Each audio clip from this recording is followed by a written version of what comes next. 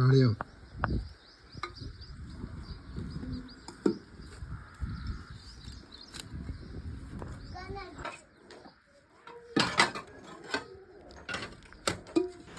जी हाँ मित्रों, ये यहाँ पे बन रही है राबोड़ी, क्योंकि राजस्थान के अंदर सूखी सब्जियाँ खाने का प्रचलन रहा है, क्योंकि यहाँ पानी की कमी की वजह से हरी सब्जियाँ नहीं होती थी और इसलिए यहाँ पे जो है वो सूखी सब्जियाँ खाई जाती थी। राबोड़ी, बड़ी और जो भी बारिश के अंदर जो सब्जियाँ होती थी जैसे कासरा, ग्वारफली, इन सब को सूखा करके खाया जाता था।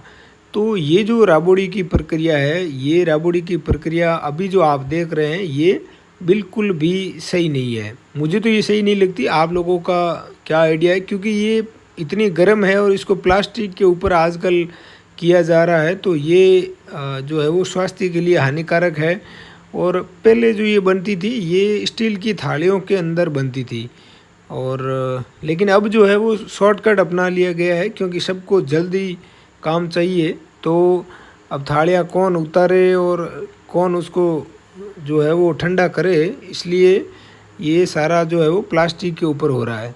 तो ये बहुत गलत तरीका है, क्योंकि थाली के अंदर जो है वो कोई भी कंटेमिनेट इसके अंदर नहीं आता है, लेकिन इस तरह से प्लास्टिक के ऊपर गरम गरम रखना, हमने पढ़ा है कि गरम प्लास्टिक की थैली के अंदर चाय डालना, कप के अंदर जो प्ले जो कप आता है चाय का, उसके अंदर जो लेयर आती है प्लास्टिक की, उसके अंदर चाय डालना बहुत नुकसानदायक होता है।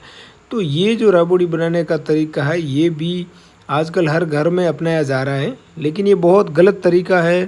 थार की महिलाएं इससे अनभिज्ञ है और ये तरीका बिल्कुल सही नहीं है। यहाँ देखो बच्चे कुएं उड़ा रहे हैं, क्योंकि जब रबोड़ियाँ बनती थी तो हमारी जो है वो छुट्टी होती थी और ड्यूटी लग जाती थी उड़ाने के लिए। तो ये तरीका मुझे बिल्कुल सही नहीं लगा। आप लोग इसके बारे में क्या सोचते हैं?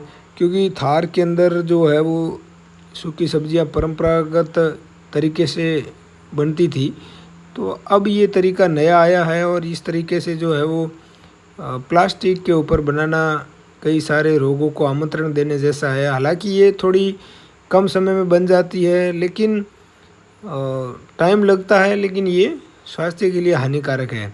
ये हर क्षेत्र में ऐसे बन रही है आजकल, सिर्फ एक घर या किसी व्यक्ति विशेष की बात नहीं है। लोगों ने शॉर्टकट तरीका अपना लिया है, तो ये हर फील्ड के अंदर देखें तो ऐसा ही हो रहा है। राबड़ी ज्वार और गेहूं के आटे को मिला करके छाछ के अंदर पका करके बनाई जाती है और ये सूखने के बाद में बहुत ही टेस्टी होती है। इसको बड़े चाव से राजस्थान के अंदर खाया जाता है। इसके अंदर प्याज और डाल के इसकी सब्ज़ी बहुत ही स्वादिष्ट बनती है।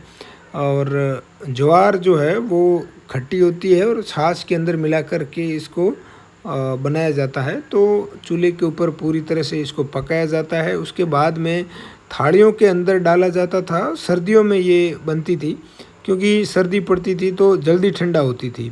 तो थाली के अंदर जो है वो अंदाज से एक चम्मच डाल के उसको ठंडा करने के लिए डाल दिया जाता था। पानी की परात भर के उसके अंदर रखते थे। उसके बाद जो है उसको उल्टा करके जो है थाली को कपड़े के ऊपर जो है वो लगाते थे। लेकिन ये तरीका जो अब नया आया है ये बहुत ज़्यादा नुकसानदायक है, क्योंकि इसमें बहुत गर्म होती है ये और ये प्लास्टिक के ऊपर रखा जाता है। इसलिए प्लास्टिक के जो माइक्रो कण है वो ज़रूर इसके अंदर जाते हैं, जो स्वास्थ्य के लिए बहुत ही हानिकारक सिद्ध हो सकते हैं। तो मुझे लगता है कि हमें जो है वो बुज़ुर्गों का परंपरागत तरीका अपनाना चाहिए, ना कि हमें शॉर्टकट अपनाना चाहिए। क्योंकि हमें बहुत ज़्यादा कोई बेचनी नहीं है मार्केट में, या हमें कोई इसका बिजनेस नहीं करना है। इस राबड़ी को हमें घर में खाना है।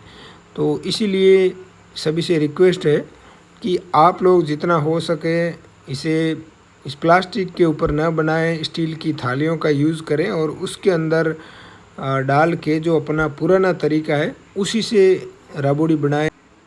आप लोगों के पास भी अगर कुछ सुझाव है मित्रों इस जो तरीके के ऊपर या किसी अन्य तरीके से, तो आप हमें कमेंट में ज़रूर बताएं। और मुझे तो ये तरीका बिल्कुल नहीं लगा, आपको ये कैसा लगा ये भी हमें ज़रूर बताना मित्रों।